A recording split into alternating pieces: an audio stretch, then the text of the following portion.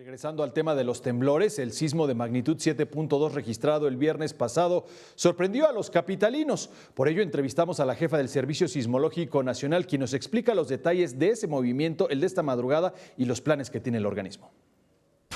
De acuerdo a la jefa del Servicio Sismológico Nacional, se tiene en puerta 2 proyectos que contemplan la instalación de 52 nuevas estaciones en todo el país, al igual que 10 nuevos observatorios en Oaxaca, con lo que se podrá tener un mejor monitoreo de la actividad sísmica. Esto es fundamental porque el Servicio Sismológico Nacional no se puede dar el lujo de perder un segundo de información y un segundo de poder informar al público y a las autoridades de la sismicidad que está ocurriendo. Pérez Campo explicó que el deslizamiento de la placa tectónica de Cocos por debajo de la placa de Norteamérica fue la causante del sismo de magnitud 7.2 que se percibió el pasado viernes en la Ciudad de México. Así lo detalló. Suponemos que esta es la placa de Norteamérica, esta es la placa de Cocos, y lo que está pasando es que esta se está deslizando por debajo de Norteamérica.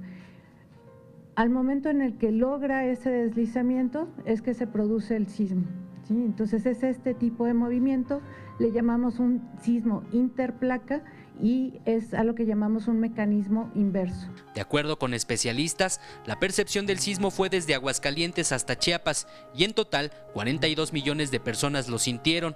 24 millones de ellas lo catalogaron como muy fuerte, mientras que 18 millones dijeron haberlo percibido de fuerte a muy severo. Los reportes de las estaciones icónicas en la Ciudad de México, CUP5 y SCT, nos indican que hubo una aceleración de 6.6 centímetros por segundo al cuadrado en la primera y de 22 centímetros por segundo al cuadrado en la segunda.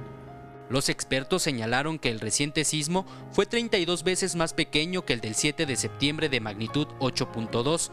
Sin embargo, con relación al sismo del 19 de septiembre, el temblor del 16 de febrero fue 1.5 veces más grande en energía liberada. Con imágenes de Joel Arias, Eric Pinto, 21 Noticias.